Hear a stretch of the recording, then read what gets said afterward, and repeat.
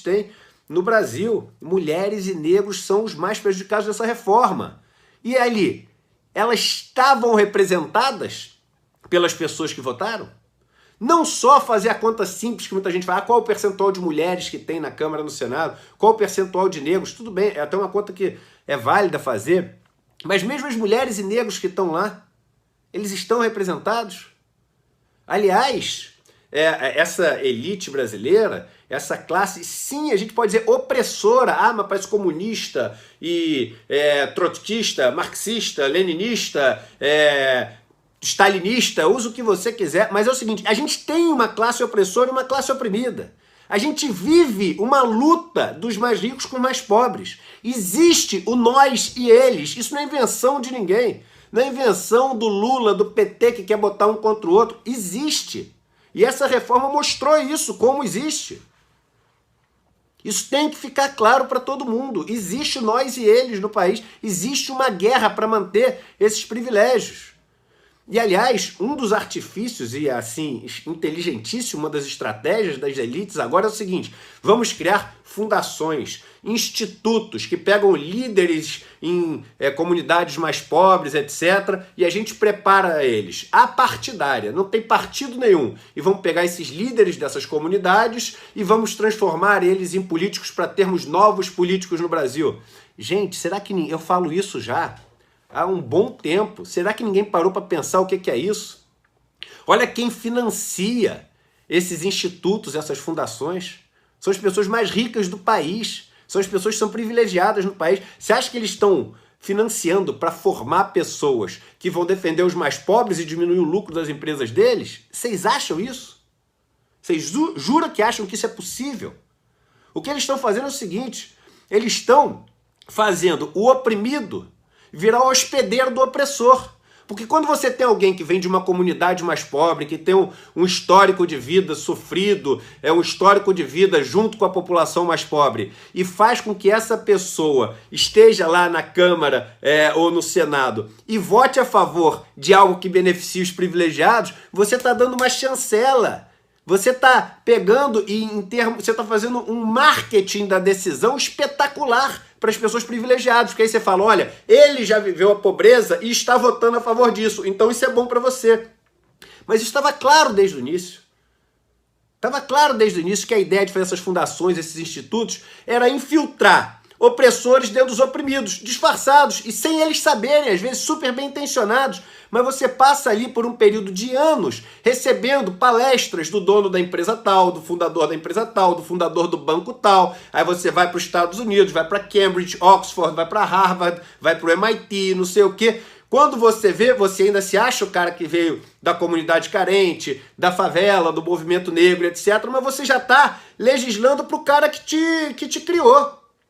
É óbvio isso. E você acaba sendo uma propaganda que, infelizmente, faz com que muitas pessoas que deveriam ser protegidas por esses que tiveram a origem delas, sejam oprimidas por elas, mas estejam ali confiando. E não existe nada pior do que trair a confiança das pessoas. Nada. Nada pior do que trair a confiança das pessoas sofridas e que veem em você uma esperança de defender elas. Não existe argumento para dizer que essa reforma da Previdência vai melhorar a vida dos pobres. Não vai. Não vai. Ela só piora a vida dos pobres. É numérico, é matemático. E tem aqueles que dizem, mas existe uma questão fiscal e a gente precisa disso para a gente poder gerar mais empregos. As pessoas mais pobres do Brasil, elas precisam ter uma coisa na cabeça.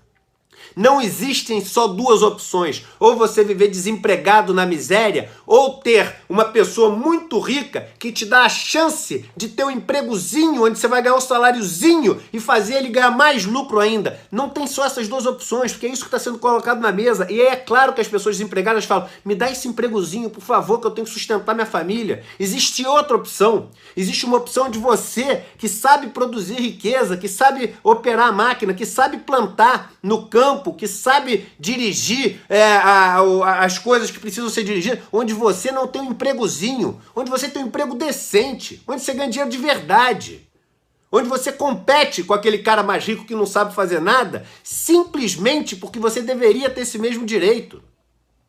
Onde você não ganha só mais educação para ser um escravo melhor, onde toda a produtividade que você gera mais vai para o cara que te emprega, onde você ganha educação e, ao mesmo tempo, acesso aos meios de produção, financiamento para poder comprar os meios de produção, onde você ganha um pedaço da produtividade que você gera mais e os lucros são mais distribuídos. Existe essa outra opção. E estão querendo falar para você que só existem duas opções. Ou você ser o cara que está ali desempregado, ou o cara que tem um empreguinho para você porque o super empresário é bonzinho e agora com menos custo, menos obrigações trabalhistas, etc., ele vai te dar essa chance. Não é esse o mundo pelo qual você tem que lutar? O mundo pelo qual você tem que lutar é um mundo onde você tenha verdadeiramente os mesmos direitos que esse outro cara que te explora. E isso não é ser comunista, isso é ser o seguinte... Isso é seguir a lei. Isso é ser humano. Isso é ser justo. Não caiam nessa lorota de que agora vão gerar mais empregos. Na escravidão não tinha desemprego, estava todo mundo empregado. Era bom a escravidão? Ah, mas o cara tinha ali o que comer. Gente, não podemos retroceder. Eu entrei no avião, vindo de Los Angeles para cá. Quando eu entrei, eu passei na primeira classe, assim, do avião, indo para minha cadeira, que era lá na classe econômica, perto lá do fundo do avião. E aí, quando eu passei na primeira classe, tinha um cara bem rico ali, estava na primeira classe, todo bem vestido, e o filho dele, um menino de uns 15 anos, assim, meio cabeludo, com aqueles fones de ouvido, meio, sei lá, geek, meio nerd, assim. Garotada da cidade, que é todo mundo meio, assim, hoje em dia, tecnológica, etc., né? Mas meio perdidão, assim. Aí o pai chegou, falou assim, foi ali que eu soube da notícia, ele falou assim, você viu que passou a reforma, né? Aí o filho falou, pois é, pai. Agora, o que a gente faz com esses 131, hein? Assim, que votaram contra. O que a gente faz com esses 131? Um menino de 15 anos, coitado, olha como já foi... já teve uma lavagem cerebral feita pelo pai, tratando os 131 que estão ali buscando algo que proteja a população como criminosos, como descartáveis, como um negócio meio que nazista, neonazista. O filho falando, vamos eliminar esses caras, o que a gente faz com esses 131? Eu não entendo como as pessoas não conseguem ver isso, talvez seja a única coisa boa desse momento que a gente está vivendo, a chance de poder ver isso. O evento que teve lá da maior corretora do Brasil, né? Aí chamaram, agora, teve há pouco tempo atrás, chamaram o Paulo Guedes para dar um discurso. Olha só, gente, o Paulo Guedes vai dar um discurso nesse evento da maior corretora do Brasil, que é sócia do maior banco do Brasil. 10 mil pessoas no público. Aí o Paulo Guedes fala assim, nós somos 200 milhões de trouxas e o Brasil tem esse problema que tem só 4 grandes bancos e nós vamos acabar com isso. Aí os 10 mil levantam e batem palma emocionado, parece que tinha gente chorando. Vocês acreditam que os 10 mil estão batendo palma porque ele realmente vai acabar com o poder dos 4 grandes bancos se um dos bancos é sócio deles? É claro que não. É claro que eles sabem que não tem verdade nenhuma nesse discurso, senão não estavam de pé batendo palma. Estavam preocupados com a cabeça baixa, falando, e agora? Como é que a gente vai fazer sem poder ter essa moleza toda? É claro, é isso que as pessoas têm que ver.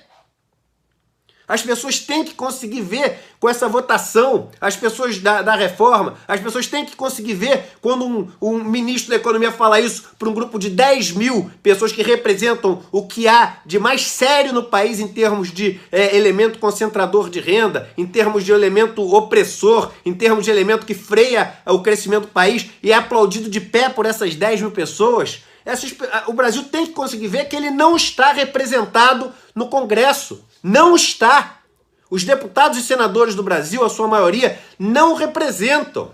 Porque estão ali ou para proteger a sua área e por proteger a sua área estão aptos a negociar, ou porque estão ali por benefício próprio, ou porque estão defendendo a elite. E, novamente, vamos tomar cuidado com as pessoas que vieram de comunidades mais pobres ou das pessoas que deveriam estar sendo protegidas, da maioria brasileira, mas foram doutrinadas por aqueles que são lá da elite. Vamos tomar... E não são pessoas mais, novamente, tira do pessoal. Não, eu não gosto da bom ou mal, o negócio é maniqueísta, eu não gosto dessa dicotomia de que esse cara é bom, esse cara é mau, não sei, mas os interesses que estão sendo defendidos não são o da maioria brasileira. E isso está claro nessa votação da reforma. Por isso, aqui ó, para vocês 131 que tiveram a coragem de enfrentar tudo isso, minhas palmas e meu compromisso, minha lealdade nessa luta. Isso não foi uma derrota. Isso não foi uma derrota simplesmente porque vendo ali o Noam Chomsky, conversando com ele com 12 anos de idade, começou a escrever os artigos dele e conseguiu ver o mundo com 12 anos de idade. Saiu da bolha, saiu da Matrix e viu como é que o mundo funcionava. Ele tem 90 anos de idade e segue lutando. E a lição ali é o seguinte, é uma luta que não acaba nunca. Eu vou morrer lutando. Vocês que estiverem dispostos também vão morrer lutando. Não existe a linha de chegada onde venci ou não existe. A única maneira de nós que queremos um país mais justo, que pensamos quando a gente tenta decidir qual a melhor decisão para qualquer assunto que está sendo votado, no que é o melhor para os 220 milhões de brasileiros e brasileiras, para a maioria dessa população brasileira, a única derrota possível para nós é a de desistir. Se a gente não desistir, a gente não vai ter nunca sido derrotado.